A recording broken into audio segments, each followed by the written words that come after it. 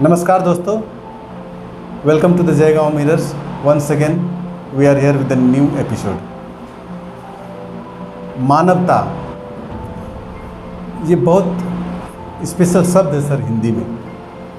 और आज हम आपके सामने एक जो गेस्ट लेके आए हैं वो बिल्कुल मानवता से जुड़े हुए काम को करते हैं, जिसको हम लोग ट्रैफिकिंग कहते हैं। तो आज हमारे बीच जो हमारे साथ जो गेस्ट आए हुए हैं, इनका नाम है राजू नेपाली सर। ये ट्रैफिकिंग के कैंपेन चलाते हैं। ये प्रॉपरली जलपाईगुड़ी से बिलोंग्स करते हैं और विशेष ये खुद इनसे सुनते हैं। नमस्कार sir, welcome to the our show. नमस्कार। क्या यही है ज़िंदगी? जयगांव मिरर्स में आपका स्वागत है। धन्यवाद। आप अपना परिचय दे दें सर लोगों को। सबको, जयगांव वासियों और जयगांव वासी से बाहर से जितने भी देखने वाले लोग हैं, मैं सबको अभिवादन करता हूं।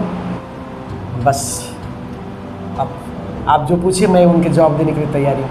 बिल्कुल सर, बहुत अच्छा सर। तो सर आप राजू नेपाली। राजू नेपाली। जी सर। सर पहले तो हम ये जानना चाहेंगे कि आप जो काम करते हैं ट्रैफिकिंग का, ये ट्रैफिकिंग क्या है सर? थोड़ा मतलब एक आम लोगों को थोड़ा समझाएं सर। ट्रैफिकिंग मीन्स क्या होता है, किस किस टाइप का ट्रैफिकिंग हो सकता है? सच्चाई में कहूँ तो मैं ट्रैफिकिंग नहीं करता हूँ जी। मैं ट्रैफिकिंग के खिलाफ में मैं काम करता हूँ। जी जी, अभियान एंटी चलाते हैं। ट्रैफिकिंग। ओके सर जी। काफ़ी लोग कहते हैं कि आप ट्रैफिकिंग में काम करते हैं, तो मैं घर में जाकर अकेला मैं हंसता हूँ, क्योंकि मैं ट्रैफिकर नहीं हूँ और मैं ट्रैफिकिंग की काम बिल्कुल नहीं करता हूँ। अच्छा सर, बिल्कुल मैं एंटी ट्रैफिकर हूँ। Anti traffic. बिल्कुल सर। दर्शकों, सर ने बहुत अच्छा बात बोला कि ये ट्रैफिक वो ट्रैफिक नहीं है जो रोड पे ट्रैफिक पुलिस करते हैं। ये ट्रैफिक वो है, सर खुद समझाएंगे। सर आप जो ट्रैफिक करते हैं उसके बारे में बताएं सर, वो क्या है? वो खाली नहीं है, जो पुलिस ट्रैफिक में रहते हैं वो ट्रैफिक अलग है। जी जी जी। लेकिन काफ़ी लोग, मेरे दोस्त लोग भी कहते हैं कि आप ट्रैफिकिंग में काम करते हो। जी जी जी। यानी कि लोगों को बिक्री करना है ना, ट्रैफिकिंग। एंटी ट्रैफिकिंग कहने से मैं मानता था, लेकिन वो कहते हैं मुझे कि आप ट्रैफिकिंग में काम करते हो। मैं ट्रैफिकिंग में हरगिज़ काम नहीं करता हूँ। पुलिस की ट्रैफिक जो है मैं वो भी नहीं हूँ। और इधर में जो मानव की तस्कर होते हैं, बिक्री होते हैं, जो अंग्रेजी में उनको कहते हैं ह्यूमन ट्रैफिकिंग, है ना, वो भी मैं नहीं करता हूँ, बल्कि उनके खिलाफ में मैं काम करता हूँ। अभियान चलाता हूँ। एंटी ट्रैफिकिंग, ट्रैफिकिंग नहीं। बिल्कुल सर, एंटी ट्रैफिकिंग। सर का कहने का मतलब ये ट्रैफिकिंग जो है वो लोगों का खरीद बिक्री और उसको इनडायरेक्टली मिसलीडिंग करना, चीटिंग करना, ये ट्रैफिकिंग कहलाता है। और हाँ, यहाँ पे ये स्मगलिंग भी नहीं है। तो सर ये इंस्पिरेशन आपको कहाँ से आया सर? कब से आपने ये शुरू किया इस तरह से काम करने के लिए? पहले तो अभी कितने साल से कर रहे हैं ये काम आप, ये जो अभियान चला रहे हैं? मैं तो पहला एक रिलीजियस लीडर था। जी जी। मैं एक चर्च में काम करता था। जी। मेरी अपना दुनिया था और चर्च की जो जिम्मेदार था वो मुझे काम करना पड़ता था। और मिशनरियों के रूप में मैं भारत से नेपाल में काम करने के लिए गए थे मिशनरी के रूप में। तो उन दिनों में मैं ट्रैफिकिंग, ह्यूमन ट्रैफिकिंग, मानव को बिक्री करना, मानव के खरीद होते हैं मार्केट में ले जाना, उनको बेचना, ये मैं जीरो था। मुझे पता नहीं था ये क्या है। तो नेपाल में मैं जब काम कर रहा था तो संडे के दिन, नेपाल में शनिवार के दिन छुट्टी होती थी, और इंडिया में जब संडे छुट्टी होते हैं तो मैं वहाँ संडे अपना वतन की याद में संडे के दिन मैं अपना छुट्टी लेता था नेपाल में। तो संडे वहाँ सब कार्यालय खुलते हैं, काम होते हैं, स्कूल चले जाते हैं सब लोग। तो संडे के दिन मैं छुट्टी लेता था और संडे के दिन मैं याहू मैसेंजर से अपना दोस्तों के साथ में मैं चैटिंग करता था। उन दिनों में मोबाइल नहीं था। ये 1991, 92, 93 की बात है। तो याहू मैसेंजर के साथ में मेरा एक दोस्त से मेरा संबंध बढ़ते चले गए। और वो एक बहन थी, हर संडे वो बहन मेरे इंतज़ार करती थी कि कब मैं ग्रीन सिग्नल पर आऊं और हम लोग चैटिंग करें। और वो बहन मुझे एक दिन ये भी रिक्वेस्ट की कि मेरा अपना बीवी को लेकर उनके घर में जाना, ताकि उनकी एक मंगेतर है, मंगेतर के साथ इंगेजमेंट में हमें जाना, और शादी में, उनकी शादी में हम दोनों, मेरी बीवी और मुझे इनवाइट किया गया था। इंगेजमेंट में तो मैं गया, वो हमारे काफ़ी अच्छे दोस्त बन चुकी थी। और वो नेपाल की रहने वाली, नेपाली थी। संडे, हर संडे के दिन मैं चैटिंग करता था और पूछताछ करता था, आप अपना हस्बैंड राजा, नया दूल्हा के साथ में आपका नया ज़िंदगी शुरू होने जा रहे हैं, आपका दुनिया संसार नया आएगा, लेकिन हमें भूलना नहीं। मैंने ये कहता था उनको, और मैंने ये भी कहता था, उनको सजेस्ट करता था कि हस्बैंड को अच्छा से ख्याल करना। ये करते करते हम लोग क्लोज भी जाते थे। तो उनकी रिक्वेस्ट में मैं उनकी इंगेजमेंट में जब मैं गया, जाने के बाद में 3 महीने के बाद में उनका शादी भी हुई। शादी के बाद में हम लोगों के बीच में, हम दोनों के बीच में याहू चैटिंग हमेशा के लिए वो बंद हो गई। मैं हर संडे याहू मैसेंजर में चैटिंग करने के लिए जाया करता था, लेकिन हमारे पास में कंप्यूटर नहीं था, तो साइबर कैफ़े में जाना पड़ता था। पैसा बहुत ज़्यादा लेते थे, 1 घंटा का। सिर्फ मेरे अपने दोस्त के साथ में चैटिंग करने के लिए मैं जाया करता था। हर संडे शादी के दिन बाद मैंने कभी ग्रीन सिग्नल याहू मैसेंजर में मुझे नहीं मिला। तो मैंने सोचा हो सकता है हस्बैंड अच्छा मिला।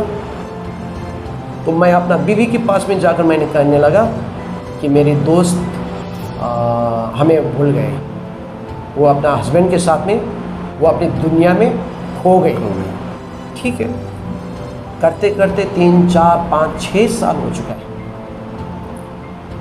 मिशनरियों की काम के कारण से मुझे एक दिन मुंबई जाना पड़ा, और मुंबई की काम ख़त्म होने के बाद में मुझे मेरा एक दोस्त, वो बिहार के दोस्त थे, वो मुंबई में गाड़ी ड्राइव करते थे, टैक्सी चलाते थे। उसने बोला कि मैं आपको घुमा दूंगा, पुणे चलिए। तो मुंबई से काफ़ी दूर था पुणे में मुझे लेकर चले गए। जहाँ वो लेकर चले गए, वहीं पर मुझे किसी ने पीछे से मेरा नाम पुकार कर मुझे बुला रही थी। मैं पीछे मुड़ कर देखा, मैंने किसी को नहीं देखा। वो काफ़ी भीड़ भाड़ था, वहाँ की दुनिया की अलग किस्म की दुनिया था। वहाँ नेपाली बोली जाती थी, बांग्लादेश की बांग्ला भाषा वहाँ बोली जाती थी, वो अलग की दुनिया थी। नेपाली गाना आ रहे थे पुणे में। कुछ समय तक मैं खुश था, लेकिन आज मैं याद कर रहा हूँ कि वो जगह रेड लाइट थी, जहाँ हमारे बहन बच्चों को ले जाकर बेचा गया करता था। 1-2 मिनट के अंदर में दोबारा मेरा नाम पुकारने के बाद में वो एक लड़की आई और मुझे कहने लगी, राजू भैया मुझे नहीं पहचाना आप। मैंने अपना आंखों से उनकी आंखों में नज़र मिलाकर देखा, मैंने उनको सचमुच नहीं पहचाना वो कौन है। फिर भी उसने बोली कि आप मुझे याहू मैसेंजर में चैट करते थे आप, और मेरे इंगेजमेंट में आप आए थे नेपाल मेरे घर। मैं वहाँ हैरान रह गया, क्योंकि मैं नहीं पहचाना। जो मेरा दोस्त थी वो नहीं है, लेकिन वो मुझे पहचानती है। जब मैं उनको पूरा पूछताछ करने लगा तो पता चला कि वही मेरी दोस्त है, जिनकी इंगेजमेंट में मैं पहुंचा था। मतलब कंफर्म हो गया कि वो सही आदमी? हाँ वही है, लेकिन पूरा बदल गई वो। मेरी दोस्त ने मुझे अपना कमरे में ले गए, वो रोने लगी, वो कहने लगी कि मुझे यहाँ से लेकर चले जाओ। अब वो रेड लाइट था, तब मुझे पता नहीं था ये रेड लाइट है। मैं कैसे उनको यहाँ से लेकर जाऊँ? मेरे ड्राइवर बोल रहे थे कि यहाँ से इनको उठाकर ले जाना ये खतरा है, क्योंकि मैं इसमें जीरो था। मैंने उनको पूछा तुम्हारा हस्बैंड कहाँ है? तब लड़की ने बताई कि मुझे शादी के 1 महीना बाद में मुंबई लाया, मुंबई से पुणे में लाया, और वो यहाँ से चले गए। यानी आपका कहने का मतलब कि उसको बिक्री कर दिया गया है? उसको बेचा गया वहाँ। बिल्कुल।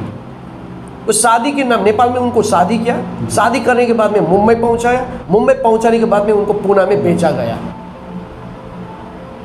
ये जो बिहार का ड्राइवर था वो 2 दिन का ड्राइवर था, 2 दिन का मेरा दोस्त था। मैंने इनको सारा कहानी सुनाया। उसी की मदद से ये लड़की को वहाँ से भगाकर मुंबई में लाया। अच्छा, आप उसको वापस ले आए बॉम्बे? जी।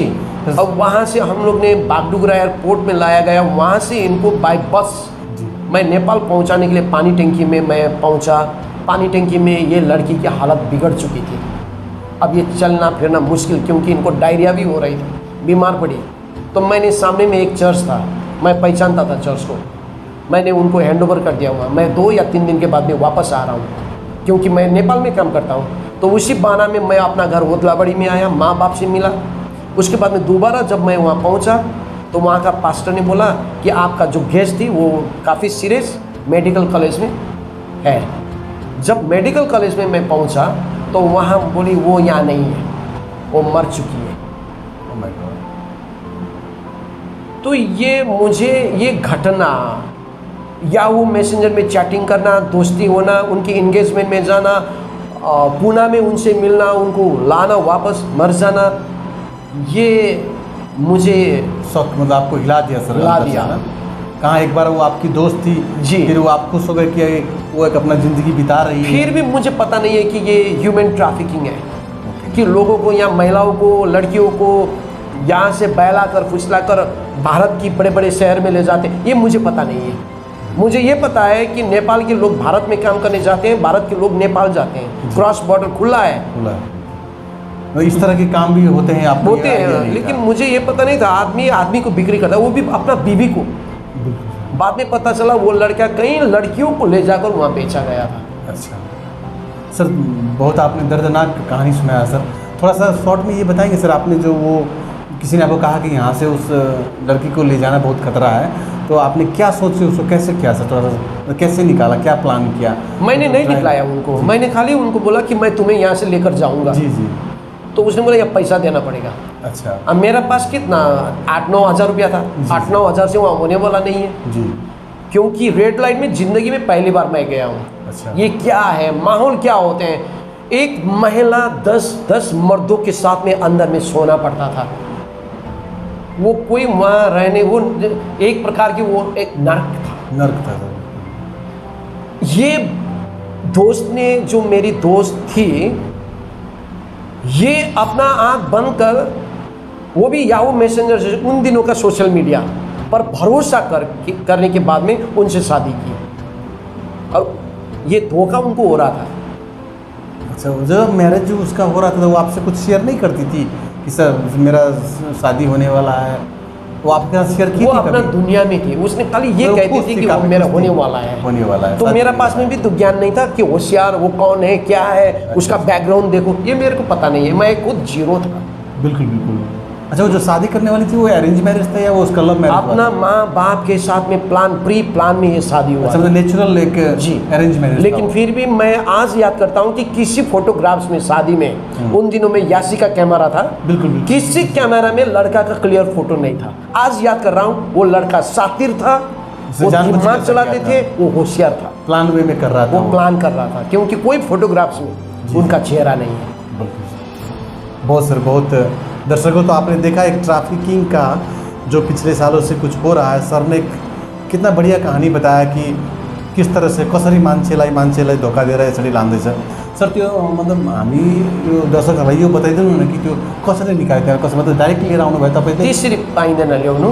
अच्छा। मैले मेरो ड्राइभरलाई गर्नुभयो मैले तपाईँलाई? भने कि यो मेरो साथी हो, म यसलाई लान्छु। ओके। और ड्राइभर जो बिहारको साथी थियो ऊ मसँग रिसाउनु थाल्यो रिसाउनु कि थाल्यो। यहाँबाट त्यसरी मिल्दैन, मार्छ यहाँ, ओके। यहाँ खतरा छ। हजुर। के किसिमको खतरा त्यो मलाई थाहा छैन, ओके। म आफै इनोसेन्ट। मैले भने यो साथी मेरो हो, म लान्छु यसलाई। ओके। मेरो साथीले भन्छ यसलाई नलैजा, यसलाई लाने तरिका अर्को छ, म बन्दोबस्त गर्छु अच्छा। भनेर उसले मलाई पुनादेखि त्यो रेड लाइटदेखि बाहिर कहीँ टाढोमा लगेर मलाई राख्यो। उसले त्यो केटीलाई त्यहाँबाट भगाएर ल्यायो। यो भगाउनु त्यति सजिलो थिएन। मतलब त्यो तपाईँको जो साथी थियो, त्यो बिहारको साथीले त्यसले आफ्नो जान जोखिममा लागेर हेल्प गर्यो तपाईँलाई, उसले लिएर आयो है? ज्यू। Okay okay sir. मुम्बईबाट मैले लिएर आएँ। अच्छा। आधा बाटोमा हामी एक गाडीमा एक साथ आयौँ। अच्छा। तर त्यो जग्गाबाट निकाल्नुमा त्यो मान्छेको हात छ। अच्छा सर। जुन मान्छे हुनसक्छ त्यहाँको क्लाइन्ट थियो होला, अच्छा। उसलाई थाहा थियो, अच्छा। सायद यसको बादमा ऊ त्यहाँ जानु बन्द भयो। बन्द। सजिलो छैन यो काम। तर त्यो तपाईँको साथीले पनि मतलब हेल्प गरे तपाईँलाई, मानवताको परिचय पर्दा दियो। पछाडिको हिरोहरू हो। पर्दा पछाडिको 2 दिनको साथीले 2 दिनको हेल्प गरे, साथी हो। यस्तो हेल्प गरिदिए। तो दर्शकों सर, आप सुन रहे होंगे, मैं इसमें क्या बोलूँ, मैं खुद एक्सप्लेन करने में उतना असर्थ महसूस कर रहा हूँ। सर ने बहुत ही, मैंने भी ऐसा कहानी पहली बार लाइफ में सुना हो जो सर ने बताया तारफिन का।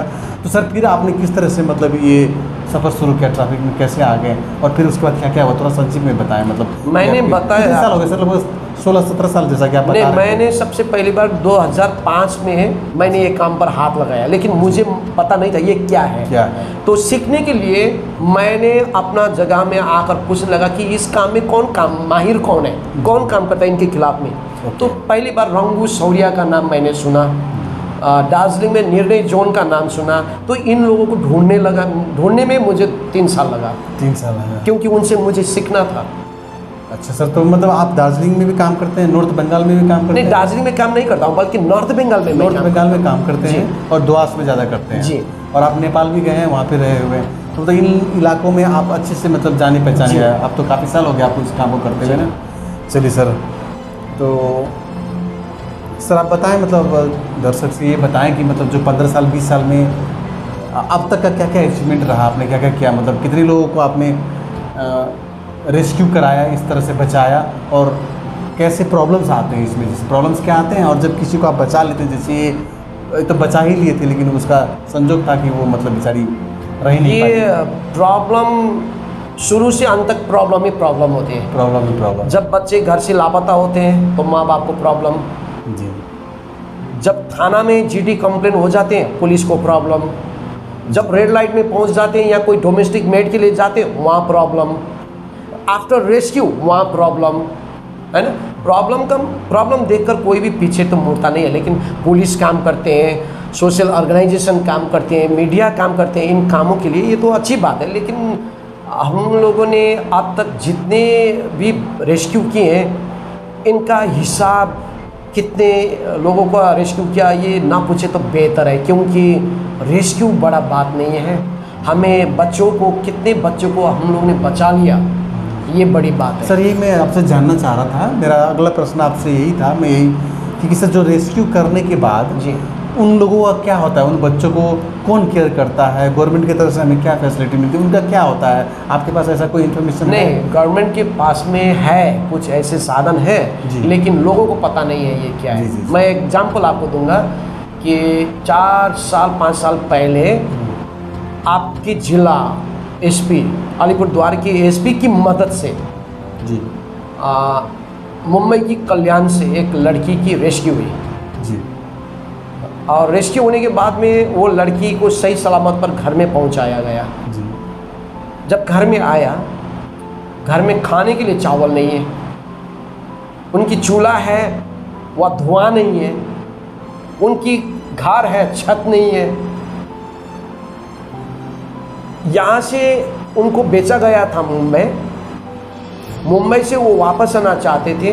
पुलिस की सहयोग के द्वारा उनकी उद्धार होने के बाद में उनको घर में लाया गया, और घर वापस आने के बाद में अब वो लड़की को दोबारा वहीं मुंबई में जा रही थी, वहाँ का याद आया। कम से कम वहाँ 2 बार का खाना मिलता था, सोने के लिए बेड था, बारिश की पानी से बचने के लिए उनके पास में छत था। लेकिन अपना घर वापस आने के बाद में न खाना है न सोने के छत है। दोबारा वो लड़की वापस चली गई, दोबारा वो फिर चली गई। अभी कहाँ है किसी को पता नहीं है, मुझे पता नहीं कहाँ है। दर्शकों, सर ने जो कहानी बताया सर, आप खुद इस कहानी को सुनिए, समझिए। पुलिस के प्रशासन के माध्यम से बॉम्बे से उसको लाया गया, घर पे उसकी हालत कंडीशन ठीक नहीं थी, और फिर वो वापस चली गई। गौर कीजिए, फिर वो वापस चली गई, और अब वो कहाँ है क्या है किसी को नहीं पता। मानवता, ये भी एक काला दूसरी तरफ है ज़िंदगी का, जिसको हम मानवता कहते हैं। सर अब हम ये दर्शकों को थोड़ा ये बताएं सर, जानना चाहें कि जैसे किसी का ट्रैफिकिंग कैसे कैसे हो सकता है, जैसे मान लो होने वाला हो तो उसका क्या इंडिकेशन होता है, मतलब हमें कैसे सतर्क रहना चाहिए कि कोई हमें ट्रैफिकिंग ना करे या इस तरह के जाल में हम फंस न जाए, तो हमें सतर्कता कैसे रखनी चाहिए?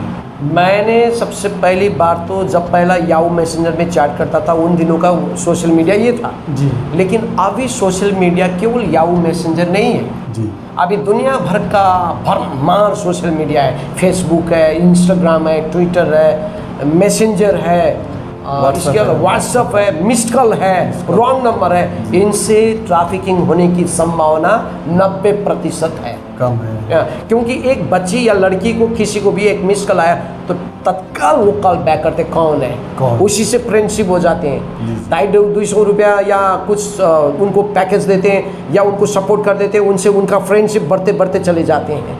अच्छा। फेसबुक में उनका फ्रेंडशिप बढ़ जाते हैं। वो लिखते हैं माँ बाप ने उनको थोड़ा गाली किया, वो लिख देते हैं कि लोनली फील। माँ बाप का 2 थप्पड़ उनकी भविष्य बनाती है, लेकिन यह माँ बाप की गाली के कारण से वो फेसबुक में लिखने लगी लोनली फील।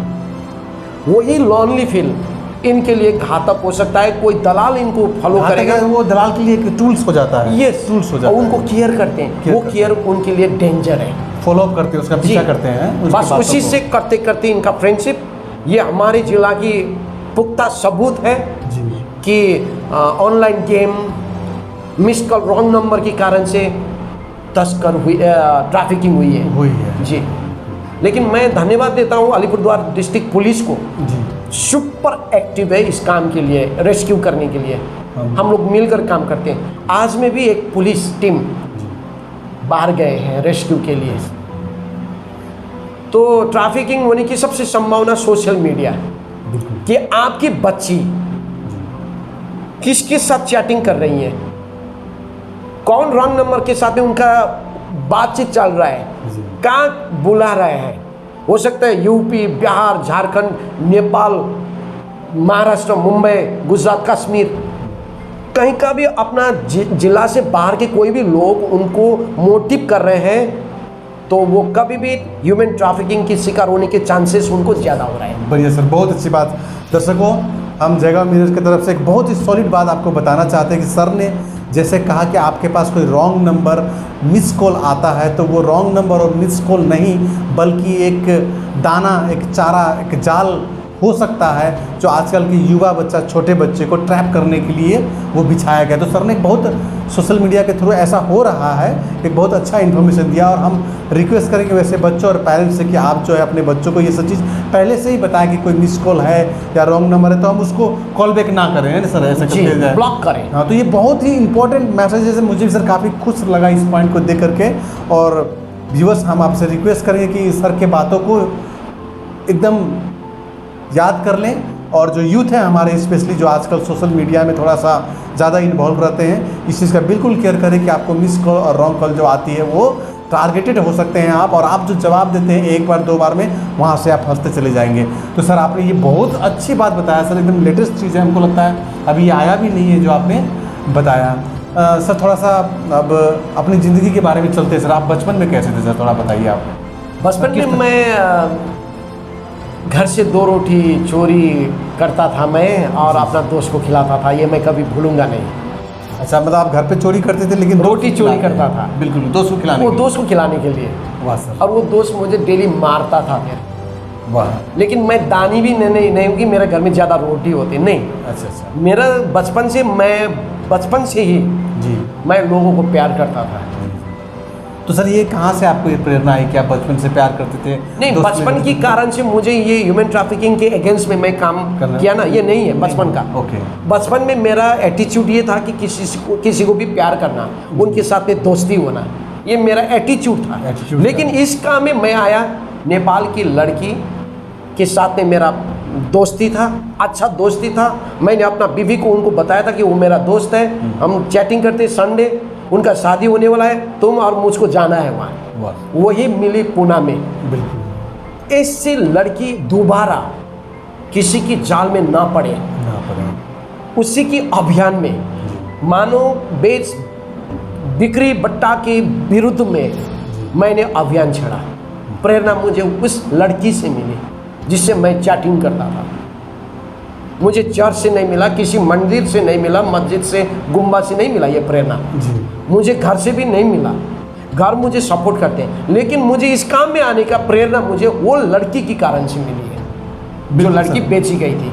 बिल्कुल सर। व्यूअर्स, सर ने क्या कहा कि ये जो इंस्पिरेशन था इनको मंदिर, मस्जिद, चर्च, गुरुद्वारा, गुम्बा से नहीं मिला, बल्कि वो इंसिडेंट जो इनके साथ याहू मैसेंजर में जो हुआ घटना उससे मिला। तो देखिए मानवता, सर जो मानवता को प्रोटेक्ट करने के लिए, मानवता के पॉजिटिविटी के लिए ये सब करते हैं, तो ये बहुत बड़ी चीज़ है। सर यहाँ एक बहुत इम्पोर्टेंट सवाल मेरे माइंड में आ रहा है। सर आपकी जो ये ज़िंदगी है, जो ट्रैफिकिंग है सो, और नॉर्मल ज़िंदगी, ये कितना सिमिलर है सर? दोनों में एक जैसा है? जैसे ये ट्रैफिकिंग है, यहाँ पे पूरा छल है, ये है, वो है, झूठ है ना सर? नहीं, ऐसा है। और जो ज़िंदगी आम देखते हैं, जो अभी का जो भौतिक ज़िंदगी है, वो उसके बारे में क्या ख्याल है? दोनों में क्या अंतर है सर? नहीं, अंदर काफ़ी अंतर है। जी जी सर। लेकिन आपका कहने का मतलब है कि नॉर्मल लाइफ में और मैं सोशल काम में जो आया, इसका बीच का कितना दूरी है ये बताया? जी जी हाँ, समाज में मैं हर दिन मैं खस्ता जाता रहा हूँ। मैं हर दिन मैं अपने को सेफ महसूस नहीं करता हूँ। मैं हर दिन बीमारियों की ओर मैं ढकेलाता जाता हूँ, क्योंकि हर दिन कहीं न कहीं से कुछ न कुछ फ़ोन आ जाते हैं। नेगेटिव फ़ोन आता है, मतलब नकारात्मक? नेगेटिव फ़ोन तो नहीं आते, बल्कि मेरी बच्ची मिसिंग हो गए, मुझे मदद करो। ऐसे पहले से मैं स्ट्रेस में रहता हूँ कि दिन भर कितने बार फ़ोन आते हैं मदद के लिए, वो मुझे क्यों फ़ोन किया? मतलब सर ये थोड़ा क्षमा चाहेंगे, आपका कहने का मतलब कि ये जो सोसाइटी है वो कहीं गलत डायरेक्शन में जा रही है सर अभी का जो? बिल्कुल गलत, बिल्कुल। समाज में मैं हूँ, आप हैं, जी जी जी, लेकिन वही समाज अंधकार में है जी। वो समाज, क्योंकि समाज से पुलिस आते हैं, समाज से सोशल वर्कर आते हैं, सोशल एक्टिविस्ट आते हैं, समाज से ही टीचर बनते हैं, मीडिया बन जाते हैं, वहीं से हम लोग समाज के अंदर में। लेकिन वही समाज के अंदर में अभी तक जागरूक नहीं है। बिल्कुल सर, बहुत मार्केबल पॉइंट सर बता रहे हैं। सर ये सोसाइटी मतलब क्या कहना चाहेंगे सर, ये जो गलत दिशा में जाता हुआ, डिटोरिएट करता हुआ, हमारा संस्कार को नीचे ले जाता हुआ जो सोसाइटी है सर, वो हर कोई समझ सकता है, महसूस कर सकता है। कोई खुश नहीं है, भले हम कह दें कि हम अच्छे हैं, आओ आई एम फाइन, जो कुछ भी बोल दें, लेकिन जब अंदर से जब सुकून की बात आती है, तो जैसा कि अभी आपने कहा कि ये सही तरह, तो सर आप क्या सजेशन देना चाहते हैं व्यूअर्स को कि मैं तो समाज को कैसे पॉजिटिव लाया जाए? मैं समाज को तो मैं निवेदन करता हूँ कि अपना बच्चों की खातिर आप अभी से आप तैयार हो जाए, नहीं तो वो दिन दूर नहीं है। जी जी, पुलिस थाने के दरवाजा में जाकर जगजगाना पड़े, क्योंकि बेटी गायब, बेटा गायब, है ना। ये सब ना होने के कारण से पहला घर परिवार में जागरूकता है। माँ बाप को पहला जागरूकता में आना है। बेटा बेटी क्या काम कर रहे हैं वो देखना है। उनकी मोबाइल फ़ोन में किसके साथ में उनका फ्रेंडशिप लगाव ज़्यादा है, कहाँ जाकर फ़ोन कर रहे हैं, ये सब में माँ बाप के पास में अगर जागरूक नहीं है, खुद माँ बाप जागरूक नहीं है, तो उनका बेटा बेटी को क्या जागरूक करेगा? तो सर आप कहने का मतलब कि पहले पेरेंट्स को अलर्ट रहना है? पहले फर्स्ट पेरेंट्स, मतलब समाज से पहला पेरेंट्स आते हैं। समाज से हाँ, पहला पेरेंट्स को ही जागरूक में आना है, उसके बाद में वही पेरेंट्स, 2 पेरेंट्स, 3 पेरेंट्स, 5 पेरेंट्स, एक समाज बनते हैं ना। जी जी। तो समाज, पेरेंट्स के द्वारा परिवार, एक समाज जागरूक में आ जाते हैं। यानी हम बच्चों को जो डांटते हैं आजकल के पेरेंट्स, या एकाएक उसको गलती दिखा देते हैं, ऐसा नहीं करना चाहिए। तो नहीं, शुरुआत उसको पेरेंट्स की डांटना तरफ भी से नहीं होना है, चाहिए। बच्चों को इंसल्ट करना भी नहीं नहीं, है। बिल्कुल। या कई माँ बाप होते हैं दुनिया के सामने में अपना बच्चा और दूसरे बच्चा में कंपेयर करते हैं, ये करना नहीं है। आपका बच्चा जैसा भी हो, कभी माँ बाप ने अपना बच्चा को गले लगाया, बोला कभी कि तुम अच्छे हो, तुम बेटी तुम मेरी राजकुमारी, कभी बोले? हर हमेशा घर में दारू पीते हैं, झगड़ा करते हैं, और बाहर में जाकर अड्डाबाजी में, ताश में टाइम बिताते हैं, बाहर में बैड कंपनी में टाइम देते हैं, लेकिन अपने बच्चे के लिए वो क्या टाइम देते हैं? बिल्कुल सर, बस सर देखिए सर ने कितनी अच्छी बात कही। जैसा कि हमारा प्रोग्राम का नाम है क्या यही है ज़िंदगी, तो आज ये बिल्कुल साबित हो रही है सर के साथ। हम सर का धन्यवाद देते हैं कि जब पेरेंट्स खुद बाहर जाएंगे, सिगरेट पिएंगे, दारू पिएंगे, और घर में आके बच्चों को ये रोकना चाहेंगे, तो ऐसा बिल्कुल ही होने वाला नहीं है। क्योंकि आजकल के जनरेशन, आजकल के बच्चे आपसे हमसे ज़्यादा ही स्मार्ट है। तो हम भी रिक्वेस्ट करेंगे पेरेंट्स से कि सर पहले आप अपने घर को, समाज को ठीक करिए, वरना आने वाले समय और भयानक होता चला जाएगा। सर ये ट्रैफिक सर कितने तरह के ट्रैफिक होते हैं सर? मतलब जैसे किसी को ये आभास हो जाए कि हमको ट्रैफिक हो गया, या हमको कोई ठग लिया, या हमको कोई ले जा रहा है, या हमको कोई लालच देके ले गया और मुझे पता चला कि मुझे मैं ठगा चुका हूँ, या ट्रैफिकिंग हो चुका हूँ, या कोई मुझे किडनैप कर लिया है, या गलत तरह से यूज़ कर रहा है, तो मुझे क्या करना चाहिए उसको? मतलब क्या करना सबसे चाहिए पहले तो रिटायरमेंट, कभी ट्रैफिकिंग नहीं होगा जी क्योंकि वो किसी काम में नहीं आएगा। जी वो काम में तब आते हैं कि समाज में जागरूक लाने के लिए वो बुढ़ा बुढ़ी काम में आते हैं, जी। वो आशीष करे समाज को, जी। ब्लेसिंग करे, है ना। लेकिन बच्चे से लेकर पेट की बच्चा, जी 0 एज का बच्चा से लेकर जवान जवानी, ये लोग कहीं पर भी किसी काम के लिए भी ये लोग ट्रैफिकिंग होने की संभावना ज़्यादा होती है। अच्छा घर के हाउसमेट के लिए होते हैं, इलीगल ब्यूटी पार्लर के लिए होते हैं, इलीगल स्पा के लिए हो सकते हैं, इलीगल फार्मर्स के लिए हो सकते हैं, इलीगल ये बॉडी का पार्ट्स ट्रांसप्लांट के लिए में आते हैं, जी है ना। फॉरेन में भेजकर उनकी काम नौकरानी के लिए नौकरानी इसमें के हो लिए सकते जाते हैं। हैं। विदेश जाना बुरा नहीं है, जी। आप लीगल हिसाब से आप जाएंगे कहीं पर भी, फॉरेन कंट्री हो या कहीं भी देश में आप जा सकते हैं। जी लेकिन आप किसके साथ जा रहे हैं, जी कौन सी एजेंसी के साथ जा रहे हैं, और- कहाँ जा रहे हैं, कौन काम के लिए जा रहे हैं, ये पहला वेरीफाई करना जरूरी है। जी मतलब कंफर्म हो जाए ऑथराइज ना। जी आप जैसे एग्जांपल मैं दूंगा, आपका यह गाऊंगा। एक लड़की चली गई बाहर में, जी जाते समय किसी को नहीं बोला, ना पुलिस को बोला, ना सोशल वर्कर को बोला, ना पंचायत को बोला। जी। जब फंस गई, अभी उनको एनजीओ चाहिए, अभी उनको पुलिस चाहिए, अभी उनको सोशल एक्टिविस्ट चाहिए। नहीं होगा, पहले से बचना पड़ेगा। बिल्कुल बिल्कुल सर। दर्शकों, मैं यूथ को स्पेशली बोलूँगा, सर ने बहुत अच्छा बताया कि आप कहीं जाते हैं, कहीं आपको काम का ऑफर आते हैं, विदेश जाते हैं, तो आप कम से कम थाना में अपने पेरेंट्स को, अपने रिलेटिव को, वार्ड मेंबर को, मुखिया को, एमएलए को, एमपी को, या जो समाज में जो प्रतिष्ठित आदमी है उनको सारा बात बता के जाइए, ताकि वो वक्त पर तो आपको इस तरह से एक्शन में आए और आपको रेस्क्यू कर सके, है ना सर। जी। तो सर ये जो छोटे बच्चे और बड़े बच्चे जो, तो जैसे छोटे बच्चे अगर हमारा कोई मिसिंग हो गया है तो हम क्या करेंगे सर, कहाँ जाएंगे, किसके पास जाएंगे। जैसे मेरा कोई बच्चा है, मेरा बच्चा नहीं मिल पा रहा है या गुम हो गया, मेरा बेटी है छोटा सा, जी। तो हमें पता चला तो हम जैसे पहले हर परिवार में पेरेंट्स होते हैं ना, माँ बाप, जी जी उसी हिसाब से अपना अपना एक क्षेत्र में, एक जुडिशियल एरिया में जी। अपना माँ बाप रहते हैं, अच्छा जिसको हम पुलिस स्टेशन कहते हैं। पुलिस जी, हमें पुलिस की मदद चाहिए। तत्काल पुलिस स्टेशन में जाकर सूचना करना है। जी 24 घंटे के बाद में उनको वहाँ मिसिंग डायरी देना है। जरूरी देना है अगर माइनर है वो किडनैपिंग चार्ज में बन जाएगा। जी अब पुलिस इसको मदद करेगा। कोई पुलिस थाना ऐसा नहीं है कि बच्चे मिसिंग होने के बाद में वो हाथ बाएं बैठते हैं, ऐसा नहीं है, काम करता है। काम करता है जी, मतलब पुलिस थाना को में जाना है। जाना है जी बिल्कुल अभी सर। देखिए, कोई बच्चे मिसिंग हो गए तो इमीडिएटली आसपास में लोगों को बोलना नहीं है।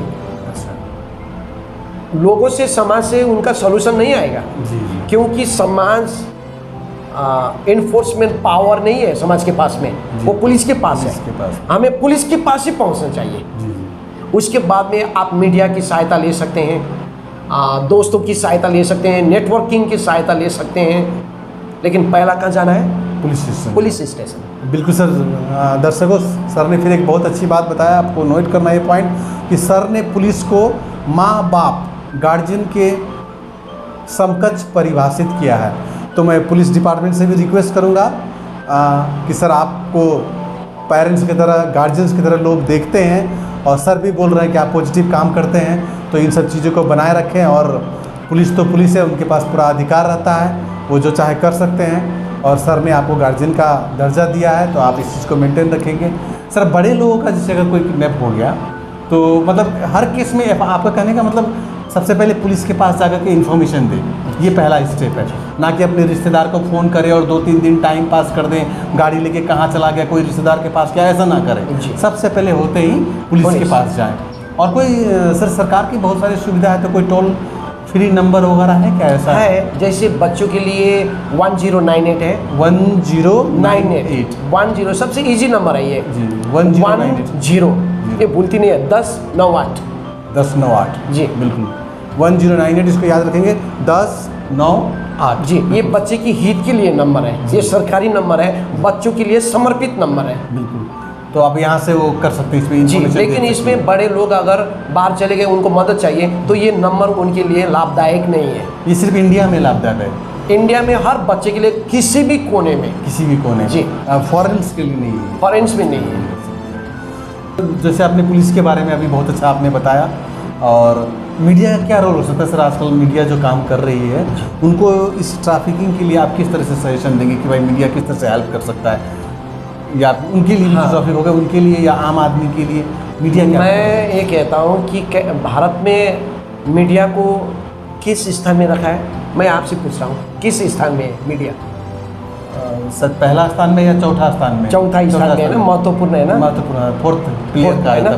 फोर्थ लोग जानते हैं फोर्थ पिलर है, इम्पोर्टेंट है, 3 से खाली बिल्डिंग बनता नहीं, 4 होना चाहिए ना। ये मैं तो कहता हूँ कि ये जो 4 है ये बहुत इम्पोर्टेंट रोल है, इम्पोर्टेंट है, और नंबर 1 कर सकते हैं आप इसको, नंबर जी 1 हमारे हिसाब से वो आगे आना आजकल के चाहिए ज़माने में। क्योंकि मीडिया ही ऐसा काम है जहाँ मीडिया के कारण से कई बच्चों की जानकारी लेना देना, ढूंढना, जांच पड़ताल करना, उनके लिए हाईलाइट में लाना, सबसे सामाजिक कामों में मीडिया की अहम भूमिका है। ह्यूमन ट्रैफिकिंग के खिलाफ में जागरूकता में रिपोर्टिंग करना, मैंने सब जगह से मीडिया की भूमिका है। इसका ये मतलब मैं नहीं बता रहा हूँ कि फेसबुक में आज एक लड़की का घटना हुआ, उनका रेप हो गए, वो डाल जाए इनको रेप हुआ, ये नहीं, मैं इनके खिलाफ नहीं हूँ। जी जी, वो मीडिया की भूमिका नहीं है। हाँ सर, नेगेटिव न्यूज़ को ज़्यादा हाईलाइट नहीं करना चाहिए क्या सर? आपको बिल्कुल नहीं, मैं उस मीडिया के विषय में नहीं कर रहा हूँ, बल्कि मीडिया, जिस मीडिया जो काम कर रहे हैं ना वो इम्पोर्टेंट है, उनका रोल जिम्मेदार ज़्यादा है, ताकि उनके कारण से समाज में और ज़्यादा जागरूक आ सकता है। जरूर आ सकें जी अरे सर, ऐसा कुछ मुझे पता नहीं मुझे ये सवाल पूछना चाहिए कि नहीं, लेकिन मैं दर्शकों को ध्यान में रख कर क्या पूछूंगा सर, ये जो ट्रैफिकिंग होती है तो ऐसा कुछ है क्या सर कि मतलब किस तरह के लोग ज़्यादा होते हैं, या कोई कम्युनिटी के लोग होते हैं, या सबके साथ होता है? नहीं, ये किसी एक पार्टिकुलर कम्युनिटी की होती नहीं है, समुदाय की किसी का बात नहीं है, कॉमन टू ऑल है सर? ये हर धर्म के लोग, हर जाति, हर भाषा, सबके लोग इसमें इनकी शिकार होते हैं। उनके शिकार होते हैं। बच्चे, मैंने शुरू में कहा, पेट की बच्चा जो 0 एज की होती जी, है, जी। उससे लेकर 50 साल का उम्र तक का आदमी का ट्रैफिकिंग हो सकता ट्रैफिकिंग है, होने की संभावना बनी होती है। रहती है, होती है सर। अलग अलग जगह है। माइनर एज की लड़कियों को उसी काम में प्रयोग किया जाता है ना। बॉन्डेड लेबर के लिए काम किया जाता है, जैसे हम लोगों ने हरियाणा और पंजाब से रेस्क्यू किया था, वहाँ खाना पीना पूरा है, लेकिन दरवाजा से बाहर जाना नहीं है, बंगाल बिहार जाना नहीं है।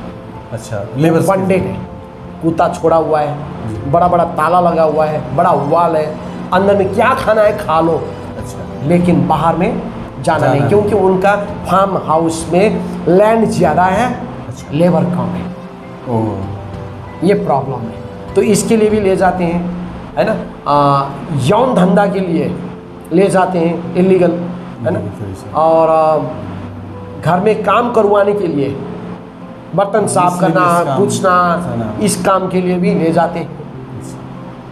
परेशान है, खून ब्लड निकाल कर बिक्री करना, कलेजा को टुकड़ा करके बिक्री करना, किडनी बिक्री करना, बॉडी का पोस्ट, हाँ, स्किन बिक्री करना, इन कामों में भी लोगों को तस्कर किया जाता है, ये ट्रैफिकिंग किया जाता है, भीख मंगवाना काफ़ी है। तो दर्शकों, आपने देखा सर, बहुत ही यूनिक सर की बातें लगी, मेरा तो दिल भी थोड़ा सा थम सा गया है इन सब चीज़ों को सुन के कि ट्रैफिक किन किन चीज़ों के लिए, मानवता बचाने के लिए मानव ही इस तरह से गिरता चला जा रहा है कि इस तरह से अपने आप को यूज़ करता है। जो सर ने बताया, मैं ऐसा तो मैंने भी नहीं सुना था। हम तो यही मानते हैं कि ट्रैफिकिंग का मतलब काम कराने के लिए या विदेश में ले जाने के लिए या पार्लर के लिए होता है, लेकिन जो सर ने बताया बॉडी पार्ट्स, नौकर वाला काम करने के लिए बंधक बना करके आपको रखा जा सकता है। तो इसलिए ये आजकल का जो मीडिया है, सोशल है, ये सब चीज़ में आपको एक्टिव रहना है। दर्शकों, अगर आपको इस तरह के और भी कोई सवाल पूछना है तो आप इसमें कमेंट कीजिए, मैसेज कीजिए हमें। जयगांव मीडिया की तरफ से हम सर को फिर बुलाना चाहेंगे और इस तरह से के प्रोग्राम आपके साथ रखना चाहेंगे। सर, जाते जाते अब हम हमारे दर्शकों के लिए आप कुछ कर दीजिए सर, आप फ्री टू टेल सर। बहुत बहुत अच्छा बात आपने बताया सर, मैं तो दिल से आपको धन्यवाद देता हूँ। आपने एक ऐसा टॉपिक, ऐसा चीज़ को छुआ है जो बिल्कुल यूनिक है, फ्रेश है, अभी लेटेस्ट चल रहा है और आम लोगों को पता भी नहीं चलता है ये। तो आपने जो जानकारी दी सर, इसके लिए आपको बहुत बहुत धन्यवाद। और अंत में सर, आप हमारे दर्शकों को जो सलाह देना चाहते हैं या कुछ थोड़ा रिलैक्स करना चाहते हो सब कर दीजिए। सर कुछ आपको ठीक। कविता वविता याद है सर? मुझे अपने ज़माने का? कविता तो पता नहीं है, लेकिन बीते जब मैं बचपन में था, जी मैं स्कूल पढ़ता था, तो मुझे कविता लिखने का इच्छा होता था, लेकिन कविता मैं लिख नहीं पाता था। अच्छा तो एक दिन मैंने पिताजी का कविता चोरी किया अच्छा और मैंने अपना हेडमास्टर को दे दिया। हेडमास्टर ने किनको देना था उनको दे दिया और पत्रिका में छप गए। अच्छा तब से लोग, कुछ लोग हमारे टाइम के दोस्त लोग ने कहने लगे कि कवि राजू नेपाली है। कवि राजू नेपाली। जी, वाह। तो ये झूठी था, जी। मैंने झूठ बोला था, वो कविता मैंने लिखा नहीं है। जी जी मैंने पिताजी का कविता चोरी करने के बाद में छपवाया। सब हुआ। ये सर, मैं कभी भूलूंगा नहीं। भूलूंगा नहीं, सर। मैं कवि नहीं हूँ, न कविता लिखता हूँ, न मैं कविता जानता हूँ। जानता हूँ। देखिए दर्शकों, सर ने क्या बहुत अच्छा एग्जाम्पल दिया है यूथ के लिए, बच्चों के लिए क्या करना चाहिए, क्या नहीं करना चाहिए, नहीं करना चाहिए। सर उस कविता का कुछ लाइन याद है आपको? थोड़ा सा बता दीजिए ना। मुझे पता नहीं है, क्योंकि क्लास 6 का 6 में थे आप उस समय? क्लास स्कूल 6 में थे मैं। तो पापा का क्या रिएक्शन हुआ जब पापा को पता चला होगा ना? पापा को 6 महीने के बाद में पता चला। अच्छा, तो जब मैगजीन में वो छप चुकी क्या थी, है?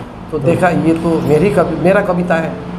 अच्छा बेटा का नाम कैसे आया? उसने तो लिखा ही नहीं, ये तो बच्चा है। जी पापा काम करने जाते थे तो पापा दूसरे को दिखाते थे मेरा बेटा का कविता, वो प्राउड फील करते थे। लेकिन जब घर में आते थे वो हमसे नाराज़ था। नाराज हो सर। तो उन्होंने कुछ कहा आपको इस कविता को लेकर? क्या कहा?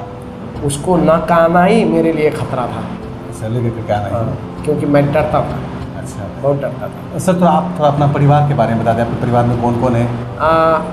मेरे परिवारों में मेरा एक मोबाइल है, एक सिम है और एक बीवी है, एक बच्चा है, मेरी एक माँ है, जी। बस।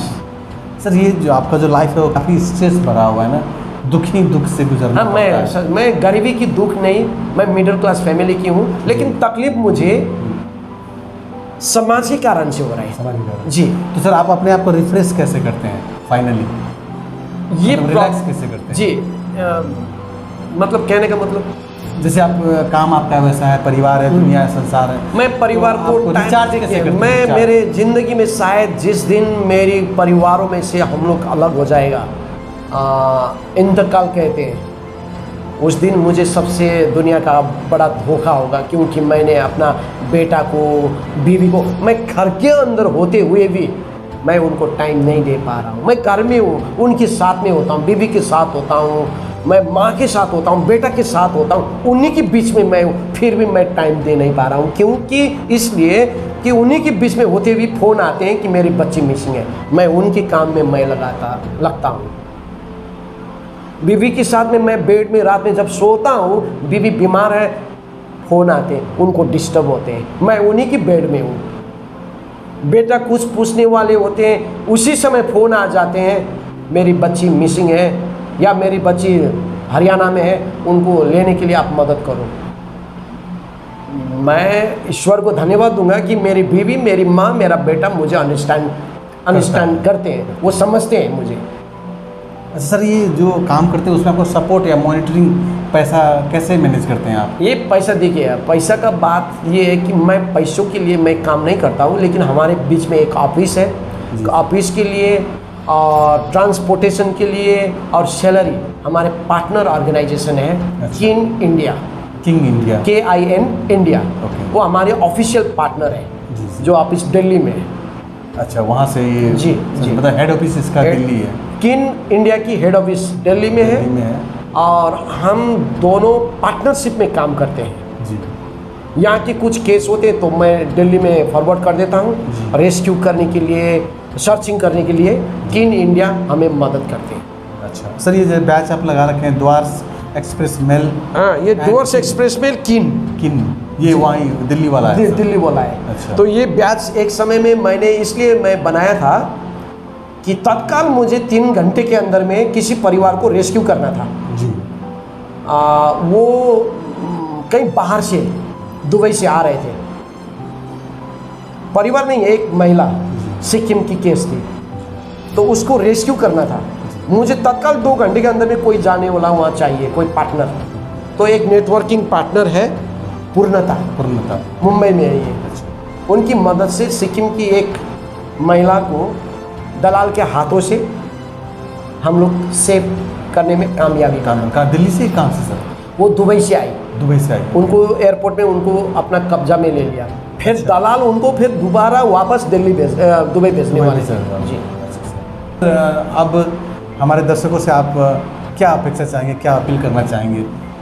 ये क्या यही है ज़िंदगी प्रोग्राम के माध्यम से जयगांव मिरर से आप क्या अपील करना चाहेंगे, क्या चाहते हैं लोगों से आप? मैं केवल जयगांव नहीं बल्कि संपूर्ण डूअर्स की जनता हो या समाज से तो मैं कुछ अपेक्षा तो कर नहीं पाऊंगा, लेकिन मैं निवेदन करता हूं हर समाज के वर्ग के लोग, भाषा धर्म के कोई भी लोग, मैं आपसे निवेदन करता हूं, एक अपील करना चाहता हूं। बच्चे आपका प्रॉपर्टी है। प्रॉपर्टी का मतलब संपत्ति नहीं, आपका जान है। बच्चे पर ख्याल करें और बच्चे, कोई भी बच्चे घर से लापता ना हो। समाज में आप स्वस्थ समाज बनाए, परिवार को स्वस्थ समाज बनाए, कोई भी बच्चा लापता न हो या ट्रैफिकिंग के शिकार कोई बच्चा या परिवार के सदस्य न बने। मैं आप सभी को ये कहना चाहता हूँ कि ऐसा घटना कुछ हुआ तो जयगांव मिरर के कार्यालय में आप आए, संपर्क करें और पुलिस की सहायता आप लें। तो दर्शकों, आज के लिए इतना ही। मैं फिर एक रिक्वेस्ट करूंगा पेरेंट्स से और स्टूडेंट से, आज का एपिसोड मैं निवेदन करूंगा कि आप पूरा तरह से देखें और ज़रूर आपको अच्छा लगेगा, इन्फॉर्मेशन मिलेगा। और आपको किसी भी तरह की इंक्वायरी करें तो आप हमसे संपर्क करते रहे हैं। इसीलिए हमारे ये प्रोग्राम का नाम है क्या यही है ज़िंदगी, जो आज बिल्कुल सार्थक होता है सर के आने से। सर, आपको धन्यवाद स्टूडियो में आने के लिए, और आप सबको भी धन्यवाद। Thank you. क्या यही है ज़िंदगी। नमस्कार।